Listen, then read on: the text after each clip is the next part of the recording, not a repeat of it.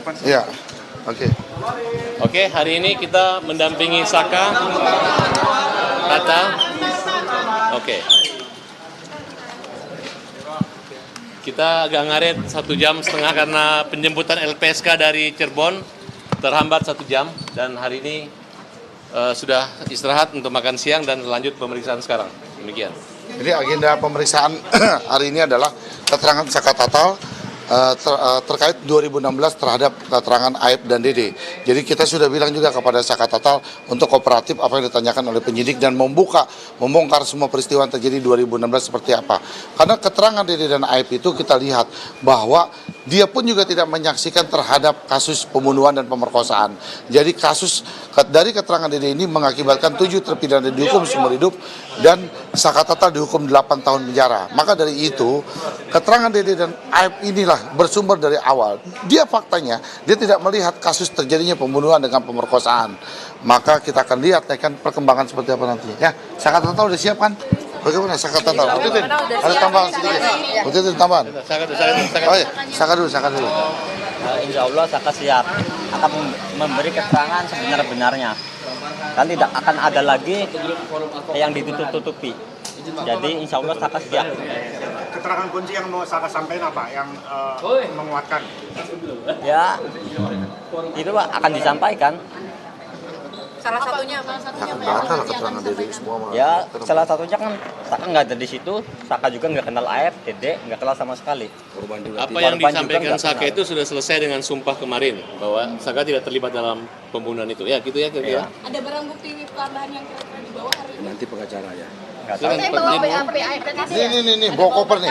Jadi Ini berkasnya. Isinya apa aja nih Pak? Baju. Ini baju ini Ya. berkas Itu isinya. tambahin. Ya sebetulnya kan Dede dan Aib kan seolah-olah melihat peristiwa terjadinya pelemparan. Sementara peristiwa itu tidak pernah ada menurut Dede karena dia juga tidak melakukan itu. Dede hanya diminta untuk membuat BAP, memberikan keterangan. Padahal Dede tidak tahu peristiwanya. Kalau ini isinya berkas-berkas semua di 2016. Oke, tambah dikit Pak Tajudin. Iya, Pak Tajudin. Saya pengacara dari Makassar. Saya datang khusus untuk mendampingi Saka karena saya menganggap bahwa dia adalah orang yang sangat benar dan tidak terlibat sama sekali dalam kasus ini. Sehingga dengan demikian semua bukti-bukti itu jangan ditanya kepada Saka. Yang ada bukti itu ada kepada pengacara nanti yang akan menunjukkan kepada para penyidik. Itu Berarti aja. hari ini bawa BAP dari Semua bukti-bukti ada sama Ibu Titin. Ya. Jadi Oke. kami dipimpin oleh Pak Kita- Farhad ini sudah siap semua. Termasuk bukti percakapan telepon antara Widi dan Pina sebelum kematian. Iya. Artinya dengan ada bukti tersebut kita bisa pastikan bahwa tidak ada peristiwa di belakang showroom itu. Tidak ada. Ya, Saka ya? Ya. Kamu waktu itu ditangkap gara-gara apa? Waktu itu tujuan ditangkap itu apa? Tiba-tiba ditangkap. Ya, pas ditangkap tujuan yang nganterin motor habis beli bensin. Coba kumpul-kumpul Iya. aja.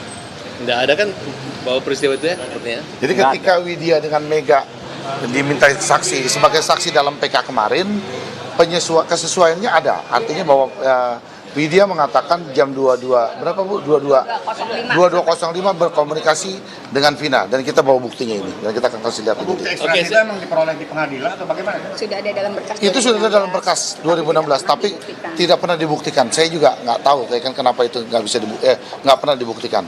Jadi putusannya membuat 7 terpidana mati dihukum setengah mati seumur hidup adalah keterangan 2 orang saksi itu, Dede dan Aib, yang menyatakan melihat, mendengarkan dan melihat di lokasi kejadian walaupun dengan jarak 100 meter. Nah itu, sedangkan mereka tidak hadir di pengadilan, hanya di berita sumpah. Dan dari 2 saksi itu, Dede sudah mencabut laporannya, pengaduan dan keterangan dia. Nah, tinggal Aib. Nah, Aib kalau misalnya mengaku disuruh Rudiana, maka beban pidana kejahatan ini jatuhnya pada Rudiana kalau diarahkan. Tapi kalau dia tidak mengaku, kita punya bukti-bukti, maka tidak ada ampun lagi buat Aib dan proses Aib bebaskan 7 terpidana.